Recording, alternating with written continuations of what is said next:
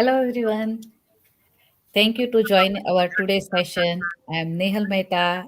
I am welcoming you to for today's session. And today we have our wonderful guest, Davalsha Shrutirupa Banerjee, Tanika, and Sakshi Rajput.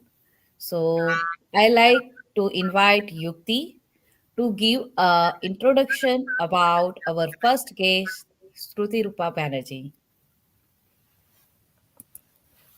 Thank you, ma'am, for allowing me to introduce our speakers.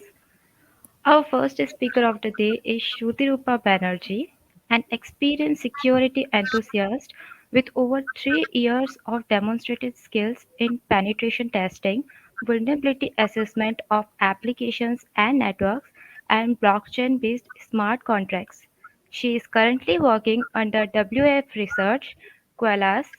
Also, she is one of the leads for Breaking Barriers Women in Cybersecurity, lead in Circle along with being one of the mentors for the Cyber Preserve community. She had been one of the leads for InfoSec Girls and Women Who Code. In addition to all of these, she is also an active technical blogger. Ma'am, I welcome you to please take the stage. Thank you so much, Yukti. Thank you so much, Nehal, Mr. Dhaval, for having me over here. And it's really wonderful to be here and present a session today. So, without any further ado, I'll start sharing my screen. Let me know if it is visible.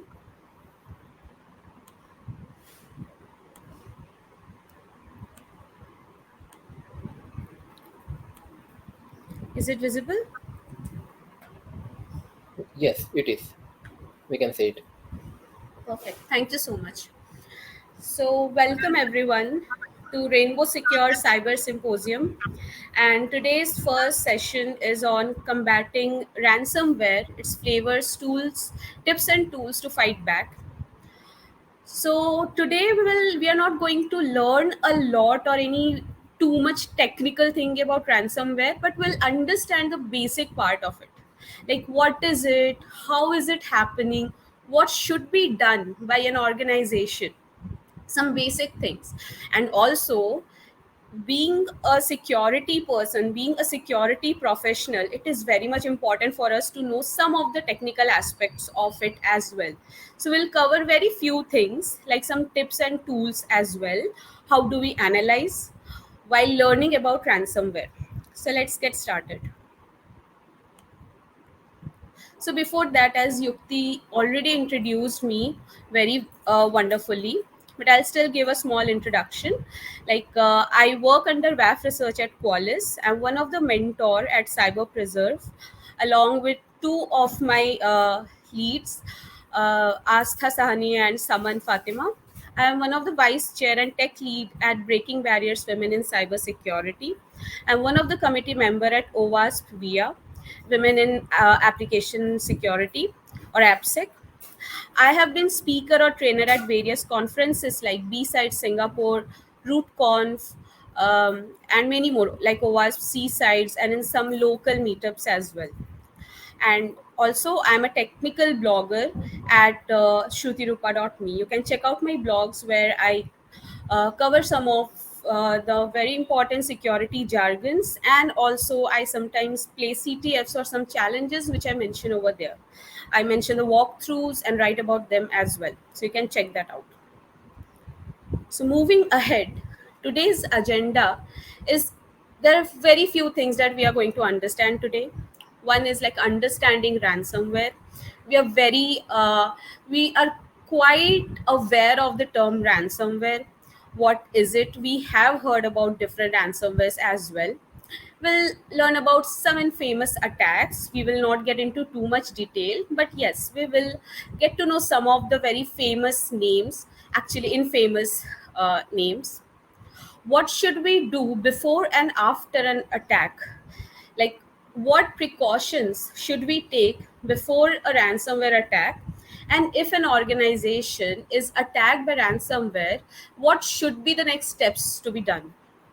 And some of the analysis. So we will not be getting into too many things. I won't bore you with too much technical and theoretical stuffs today, but we'll cover some of the basic and important things. So first thing first, what is ransomware? So from the word ransom plus ware, so it is not just where, it is talking about malware, where malware comes from the term malicious software. So ransomware is a malicious software which is asking for ransom in return of something. So, what is it asking ransom for? So, what would it do? It will try to steal your data, it will try to attack your system, it will try to do something, some kind of harm, or it will say that it could do some kind of harm to your system uh, in return of some ransom. But how do they do it? Most of the majority of the ransomwares, which we always hear of, they encrypt the files which are present in the system and they ask for some ransom. These ransoms are specially asked in bitcoins or any other cryptocurrencies as well because they are quite untrackable. And the hackers claim that they would give the decryptor or they would return the key or they would give the key to decrypt the files once you pay the ransom. So this is what happens when your system is infected by a ransomware. So you will see that you're able to access internet, you're able to do a lot of things normally, except for that your files are encrypted and you don't have the key. So you have to pay ransom in return of the key. That's it. That is what ransomware does.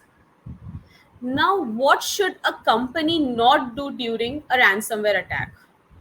Of course, they should not run somewhere. And sorry, that was a very small pun.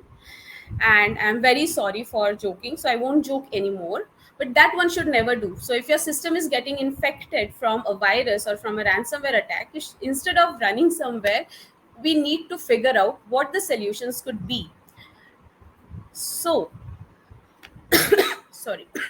So moving ahead to what should be done when you have suffered from a ransomware attack. So we'll understand each of the steps one by one. So the very first thing that would be like, if you understand, if you realize that your system has suffered from from a ransomware attack, you would see, of course, your files are infected. How would you understand if your files are infected? You would see some kind of messages written over your screen. So whenever your system gets attacked by any kind of malware, most of the time your system gets restarted. And once it get restarted, it starts telling you about the stuff that has happened to the system during a malware attack. So the first thing in a ransomware attack happens after a system is restarted is it tells you that all your files have been encrypted. You will see that they are encrypted in a very weird extension, sometimes .fun, sometimes something very unreadable kind of thing. So they get encrypted and they mention a text message appears on the screen which tells that your system has been attacked by this particular kind of attack, by this particular kind of ransomware, and you will have to pay this much amount of money to this particular address. As I said, that you have to pay in Bitcoin or in any other cryptocurrencies. So what you will have to what they will do in return of you paying the ransom is they will send a key so that you can decrypt those files. And of course, if your system is having files, there must be something very important for you, especially for an organization. Each and every file matters, the most matters a lot basically. So in that case, when your system is infected, you have to make sure that you are isolating your system, because in an organization you are within a network. Each and every system is within a network in that organization. So if one system is infected, there could be a chance that the other system might also get infected. So in that case, if one of the system, or if you figure out that some of the systems have got infected, you have to isolate them. If you cannot isolate them, you have to disconnect them from the network. And if it is impossible to disconnect them from the network, just simply power off the infected devices. You can remove the power, you can remove the plugs, so that you can totally disconnect it from the system, from the network, so that the rest of the systems which are still unaffected could be saved, and some precautions could be taken so that they could be saved from this attack if it happens again later. So these are the two things that you have to make sure: isolating your system and disconnecting it from all the network. The third thing that you have to take care of is look for restoration and recovery of the devices. So very important thing that you have to make sure is if you have files which have been encrypted, because if this is a ransomware attack, so of course the basic thing that must have happened to your system is the files getting encrypted. So you need to have backup, you need to have a recovery system, you need to have some restoration system, but you cannot do it as soon as you see that it has been infected. You have to talk to your admins, you have to talk to the technical people who are dealing, or the research team who are supposed to deal with these kinds of malwares, so that they can help you out in removing the malware from the system completely, so that you can add up the files. If you're already having the backup, or if you're able to recover the devices, so that you can do it, you can recover it after you have cleaned the system properly. What do I mean by cleaning the system? Removing the malware. So there are certain scanners, certain scripts which can help you in removing those malwares from your system. So you have to make sure that you're doing those things. Of course, if you are in an organization, you have to talk to the research team who are dealing with these things, so that they can also perform some kind of analysis of the same, like what kind of malware is it, how did it happen, because this will help the organization in protecting it from any future similar kind of attacks. Also, it will help other kinds of other organizations as well. So once you have detected a ransomware, what happens, the antiviruses get updated with new signatures. So after you have looked for the restoration and recovery of the devices, you start identifying the rest of the system. So rest of the, since this, if suppose we have, if an organization has suffered from a ransomware attack, there could be a very good chance that a number of systems might have got affected.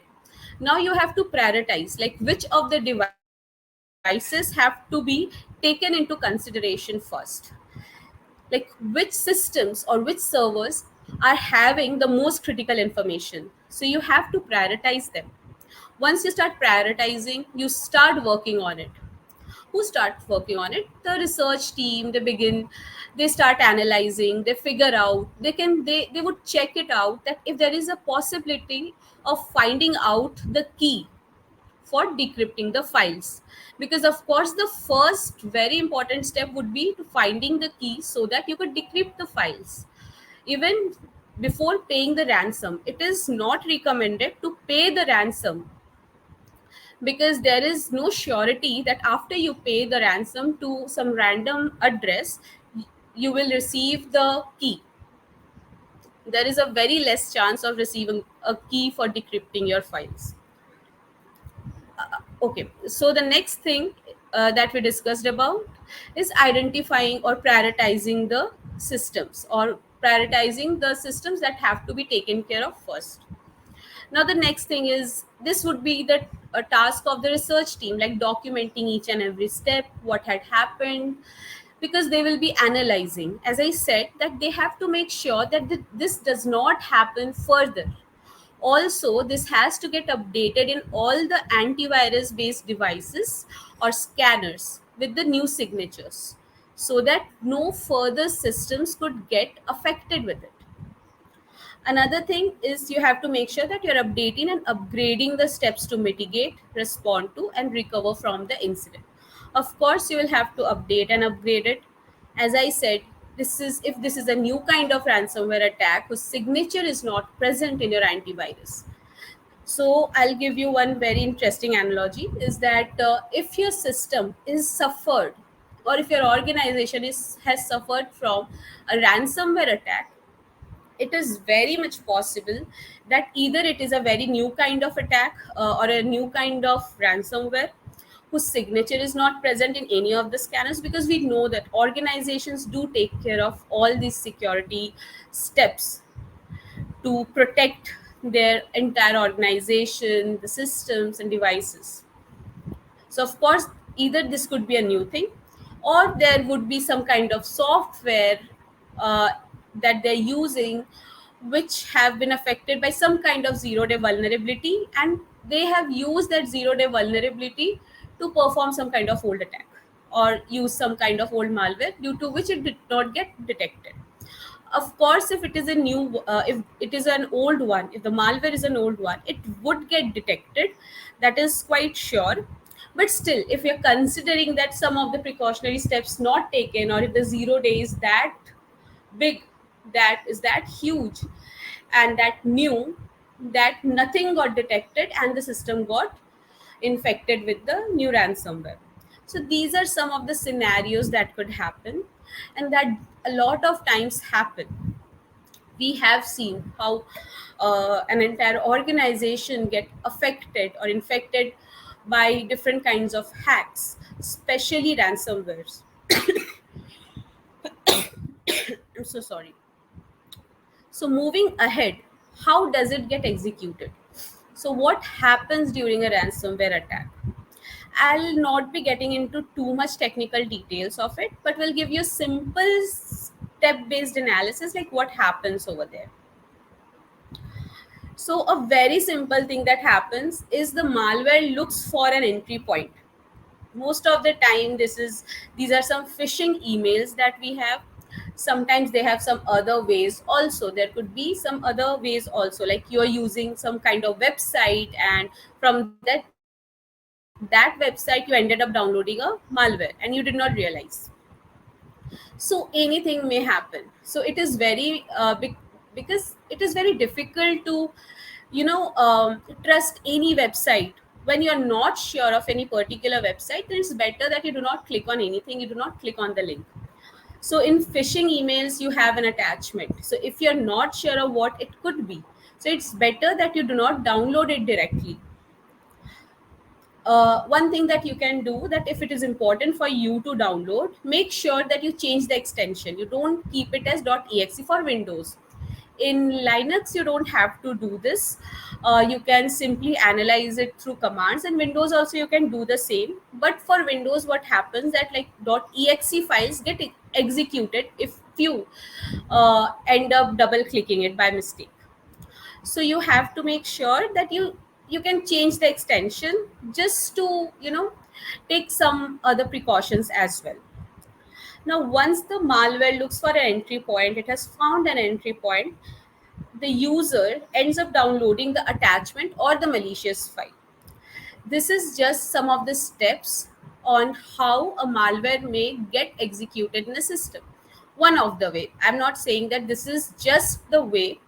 It could, there are multiple ways how a malware could infect your system, but this could be one of the way. So the first thing is the malware reaching out to you through phishing emails or through other means. Then it is getting downloaded in the system. The next part would be, if it gets downloaded and if it is not detected by any scanners or any antivirus software, it would get downloaded. Of course, if it is getting undetected, it will get downloaded as a normal file in your system. And if it is run by the user, it slowly starts infecting the system. And once it infects the system, it would try to infect other systems within the network. That is why the very first step that I mentioned in the previous slide was, like, if you find there is a system which has been infected by a ransomware attack, you have to make sure that you isolate that particular system, because it may start infecting other devices as well which are within the network. So here we understood some of the basic things about how does it get executed. Sorry. So the next thing is, of course, nothing is 100% secure. That is one very common line that you could find me saying always in every sessions. So you have to make sure that you're prepared. Like if you're connected to any kind of network, then you are already at risk. So if you're connected to the internet, you are at highest risk. And when you're connected locally, you're not in that high risk. But yes, if you're connected to any network, you are at risk, and you have to accept the fact that nothing is 100% secure, and everything is ultimately program and software, and there are some pieces of code, and those pieces of code will be having some flaws. If you're using an application, of course it might be having some flaws. If you are infected by a ransomware, the ransomware also is some piece of code, so there would be some flaw in it as well. It is just that one particular person who is finding that flaw out. Like for 0 day, we suddenly find out that a particular system or Windows or Linux system is having this 0 day, and we were not aware of that unless somebody is doing some more research and exploration on that. So you have to make sure that you're always prepared, especially big organizations have to be always prepared. So the first thing is backing up your files. You never know, even if you are not attacked by any ransomware, you might get attacked through some other kinds of attacks, as nothing is 100% secure. So you will have to make sure that you're backing up all your important files and documents. Make sure that you are updating your programs. We always see that we have some Windows update appearing all the time, so you have to make sure that you're updating your Android devices. All the programs, your files or applications, they have to be updated. Why they have to be updated? Because the newer version is actually mitigating and taking care of all the flaws that are present in the previous versions. And this is the reason why we have to update the programs.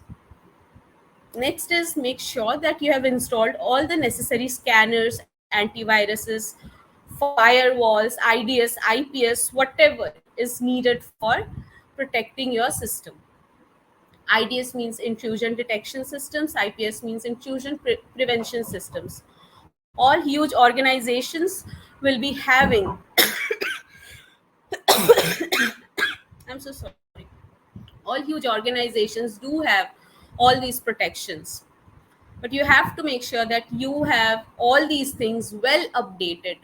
It should not be like you're using some obsolete antivirus which is not used anymore, antivirus software which is not used anymore. So you have to make sure that you're using all of them, and they are all updated as well. VPN, encrypted connections, of course you have to have encrypted connections. You have to make sure that you're using a proper VPN. These things are something which are very important. These precautions are very important, because already we know that since nothing can be 100% secure, but at least we can try to reduce the risk, right? So if we can reduce the risk, and suppose if you have already taken all the backup files, and if your system gets infected, at least you will not have to pay the ransom. Even though there is no guarantee that after paying the ransom you will get back all your files, there is no surety about that. There is no guarantee about it. So it's better that you can back up, that you back up your files, and the rest of the essential programs updation and antivirus thing. These are some protection measures that you have to take, so that you won't get infected by at least the already existing malwares or attacks. Awareness. People should be aware of what all these things are. Of course, you don't have to know each and every technical details of it. It is not necessary to know that. But of course, it is very important to know what a ransomware is, an attack can do to an organization, what an attack can do to a system, and if an attack happens, then what should be done in that case.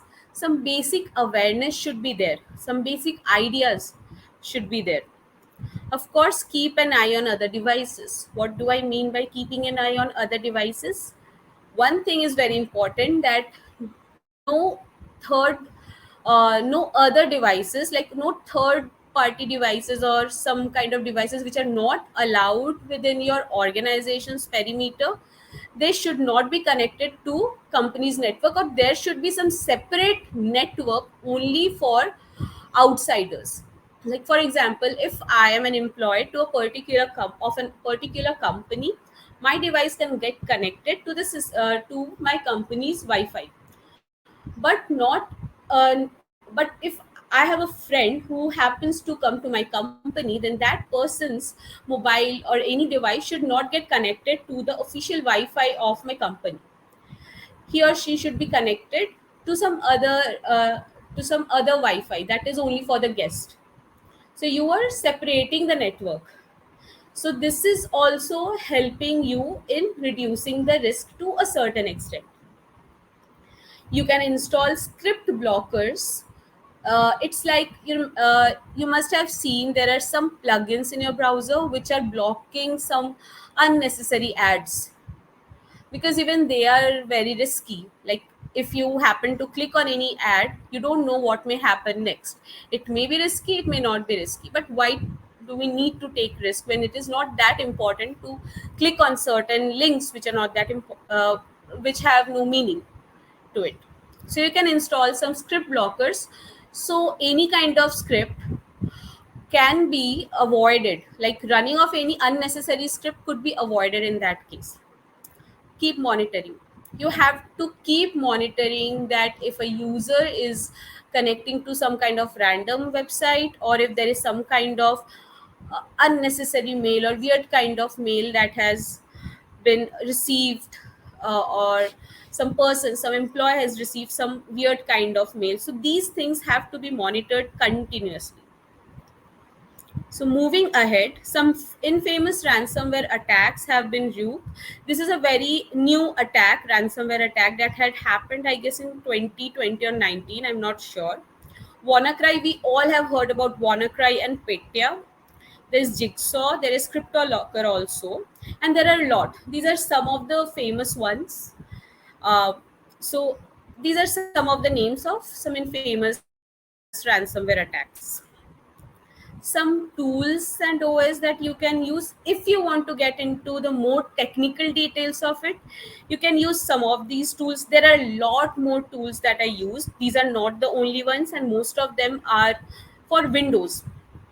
But like Virus Total is a URL, is a website from where you can check if a particular file or if a particular program is a ransomware or not. Suppose you have received an attachment, you don't know, you think it is suspicious but you're not sure of. You can actually upload that particular file into this website, and it will give you a detail of it, if it is a ransomware or if it is any kind of malware. File command is one command that helps you to understand that what kind of program or file it is. Like it might be having an extension as .exe, but when you use a file command, you would see that it is some other kind of file. It is not Windows executable but something else. Similarly, strings command help you to see some of the strings present in that particular file, which may give you some hint like what could that file might be. Rest are some of the programs that are used for proper technical analysis of malware.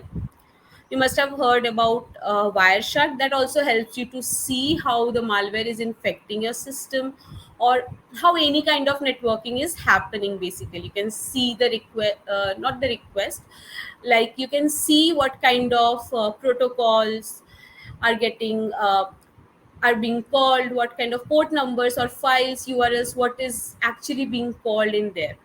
There are a lot more tools. There is one very famous Remnux Linux that you can use for malware analysis as well. Okay, so we'll not get into too much technical details. I'll just share some of the screenshots of some of the commands that we saw before. So as I said, Virus Total is nothing but it's just a website from where you can upload the file, or you can provide a URL as well if it is a malicious one, and it or the hash of the file. as well, and it will give you detail of it, like if it is a malware, if it is a malicious. If possible, it will also tell you that what kind of malware it is. So it gives you all those kinds of details. Then, as I said, that if you have used file command, it will tell you the details of the file, like this is the malicious PDF. So it will tell you that it is okay, it is a document which is of PDF format. If you're using strings, then it will give you all the details, all the strings that have been used within the file. Another thing is Wireshark. I've used few of the tools and the very common tools that could be used for analysis. So it will give you details of how, if you are trying to do malware analysis, you'll see that how malware is actually infecting the network or connecting to any other URL or any other device. So you'll be able to see it over using this tool as well, which is Wireshark. So we are not getting into too much detail. We are already running a bit out of time. So you can reach out to me through my Twitter account, which is freak_crypt, or you can reach out to me through my LinkedIn as well. I am available in both the social media profiles. And if you have any doubt or if you want to suggest anything to me, you can reach out to me from here. And thank you so much. Thank you, Rainbow Secure, Nehal, Mr. Dhaval Shah, for giving me this amazing opportunity to present a session today at Rainbow Secure Cyber Symposium. Thank you. Thank you, Shruti. It was a really, good presentation where you highlighted the painful aspect of having a digital life, because it's just almost like you are living in real world and somebody mugs you, throw you the knife and take stuff from you. Here it's like they are holding ransom, you know to your data, to your environment. So the overall seriousness of this issue, and the way different ransomware operate, it was very nice. I also see some comments in the chat Thank you that, so much. yeah, I see some comments that people liked it, the way you went into the depth, and also, people are also scared that, being online is good, it's convenient, but it's at the same time, you have to be careful with what you do. Especially that it's human nature, right, to click on some links or do some try to do some business, but it may come back to you if you are not careful enough to actually look at, you know just like in real life, you hand over somebody your keys to your home, so people try to trick you in real life. Here also, ransomware is nothing but a hackers trying to trick you and come into your door and start siphoning your data. That too also sometimes it even takes 3 months, 6 months. They are in your system and you don't know that what's going on. So, as an InfoSec professional, so the tools that you listed are very helpful if somebody is trying to help the businesses, SMBs especially, because they don't have much InfoSec staff, not even IT staff, right? They sometimes have barely one person who looks after the desktop, laptop, fixing the monitor, right? And even at a higher level, if you look at enterprise has their own challenges. They are more bogged down by day-to-day user request, day-to-day request of application, support, and all those cloud migrations and stuff. There also, sometimes when admin is working on something and he may by mistake download a wrong patch, that patch might be containing again a ransomware. So how much you are careful, it does matter, but also it matters that what are we actually doing to educate the users.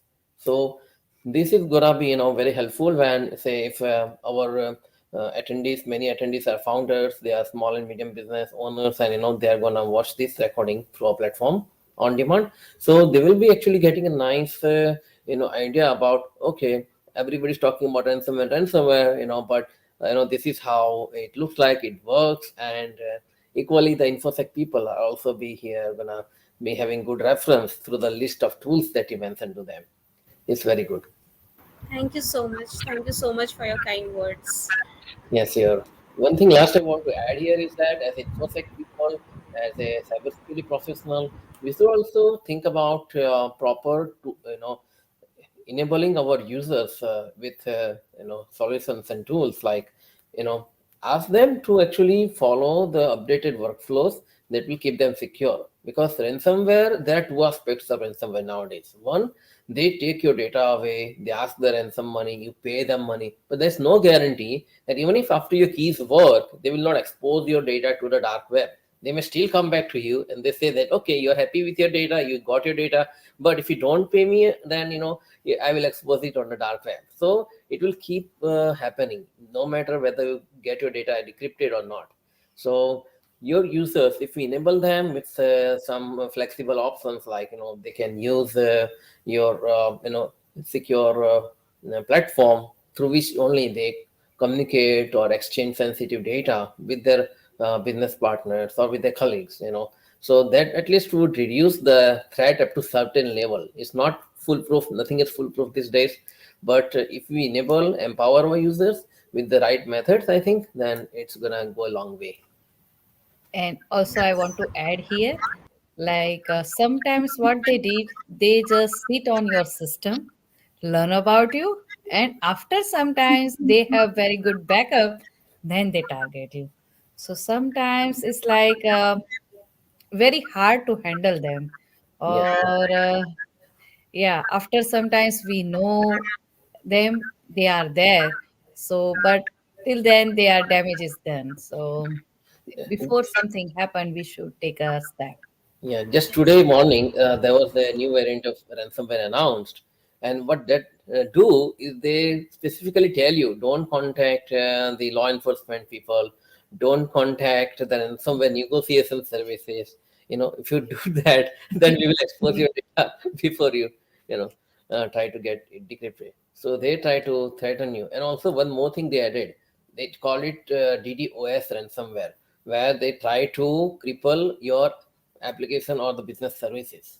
So this is another aspect that we had thought about some time back, at least I think 3 to 4 months back, when we had launched our Rainbow Secure's advanced security protection service. So here what we do is that anybody who is securing their applications and logins with the Rainbow Secure platform, by design, we are giving them a protection against bot attacks and against DDoS ransomware attacks. So rather than worrying about, we should be thinking of what's the next right step for our users and the business, right? You have to do something that like even forgives the human mistakes, because mistake does happen. Malware may come in, so you have to take it for granted that eventually malware is gonna come to your system. You have to build defenses around the fact that malware and other unknown software may be running in your network. Still, how you keep your business secure, that's the key here. Yeah, but really wonderful presentation, Shruti. You did a good job. Thank you so much. Great presentation, Shruti, and I think our audience is also like your presentation. Especially, you show some tools that help them to secure their data. So that will be very good. Yeah, because Thank you. normally people just complain, but here after the complaint, you have to also Yes. show the solutions, right? How to Yes. keep them Yeah. secure, not just complaining. The solution is always welcome. Yes. Yes. And thank you for that. Thank you Thank for you that. so much for having me. Yeah, sure. Welcome. Welcome.